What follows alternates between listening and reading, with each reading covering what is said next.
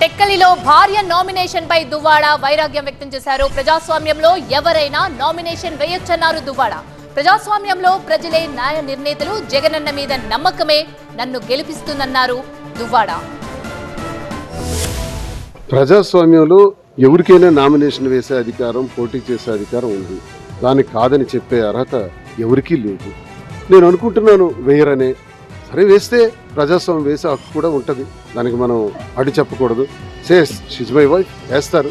వేసే పరిస్థితి ఉంటే కలియుగ ప్రభావం కూడా అలాగే ఉంటుంది. సొంత అన్నదమ్ములు తిరగబడతారు, కుటుంబం తిరగబడుతుంది, ఇవన్నీ ఉంటాయి. అయినా ప్రజాస్వామ్యం అనేటటువంటి ఈ గ్రౌండ్లో ప్రజలే న్యాయ నిర్ణేతలు. నేనేమి రెడీమేడ్గా ఈ రోజుకి ఎన్నికల్లో రాలేదు. రెడీమేడ్గా తయారైన నాయకుడిని కాదు. నా చరిత్ర 25 సంవత్సరాలు పూర్తయింది. విద్యార్థి రాజకీయాల నుంచి రాజశేఖర రెడ్డితో అడుగులు వేశాను. ఈరోజు జగనన్నతో నడుస్తున్నాను. ఈ 25 ఏళ్లలో ఉద్యమాలు చేశాను, కేసులు పడ్డాను, జైళ్ళకి వెళ్ళాను. ప్రజల కోసం, రైతుల కోసం, మత్స్యకారుల కోసం, స్వదేశీ మత్స్యకారుల కోసం పోలీస్ తోటాలకి ఎదురెడ్డి పోరాడినటువంటి శరీరం ఇది. ప్రజలతో పనిచేసినటువంటి బాడీ.